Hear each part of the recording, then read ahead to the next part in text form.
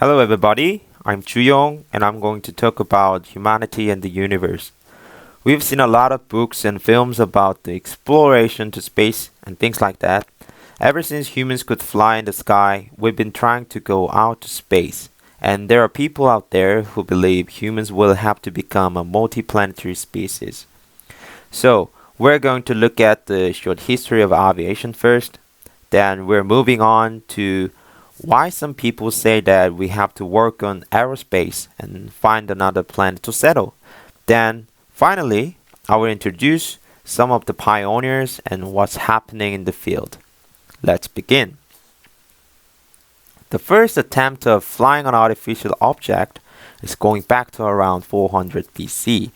Since then, there were many trials and failures to make a human fly.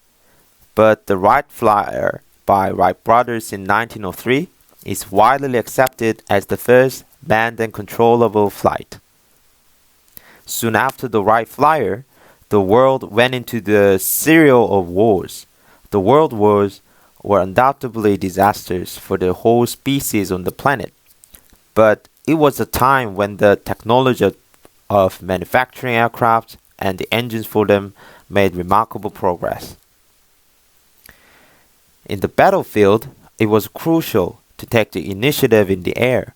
So countries put a lot of effort to make better fighters than the enemies, as many as possible.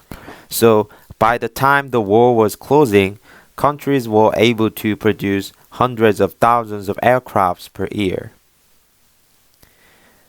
After the wars, with the advanced technology, some dominant nations like United States and Russia started making long-distance missiles, satellites, and finally spacecraft. This meant the beginning of the space age, and in 1969, the first human being landed on the moon successfully. However, having advanced technology doesn't bring the necessity of traveling to the unknown, taking high risk and tremendous amount of money. Then why people do keep trying to go out and find other planets to settle? There are some reasons that widely claimed. First, supplying natural resources is getting more and more expensive. Our planet has a limited amount of resources and it has been draining severely. And there must be the end. Of course, we have to find a better way like using a reusable energy, but if we couldn't, we gotta find another place before the planet is empty. Second, many studies have shown that a third of all species are already in danger of extinction, and which will eventually affect our lives and might lead humans to extinction too. Again, we have to find a way that people could live with all the natures, but finding out another planet could be an option. Third, just like ripples on the water surface, new discoveries from science would have positive impact on many things and problems we are facing now. So putting a lot of money and time on developing high technology like aerospace engineering is making an investment for the present and future at the same time. With the aforementioned reasons and some other motives like our pure curiosity have been making a progress of aerospace.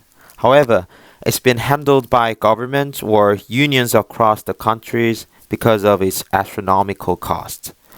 But for the last 10 years, it's been changing. NASA's Commercial Crew Program is aiming to find a private company with a safe, reliable, and cost-effective system of spaceflight and to open the new market of spaceflight to the public.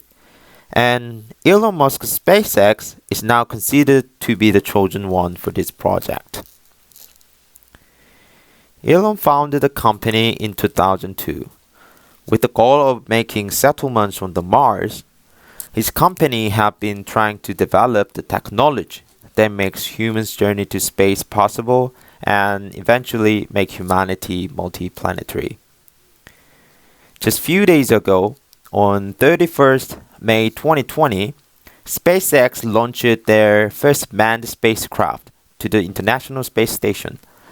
This is the first time for a private company ever, and they make it into orbit successfully. And it is historical because it is considered that it opened the commercial spaceflight era. Living in the Mars sounds like a childhood fantasy. However, everything now we're taking for granted used to be someone's fantasy as well. So I guess all the effort we're putting now will turn out to be worthwhile in the near future. And this is the end. Thanks for watching my presentation.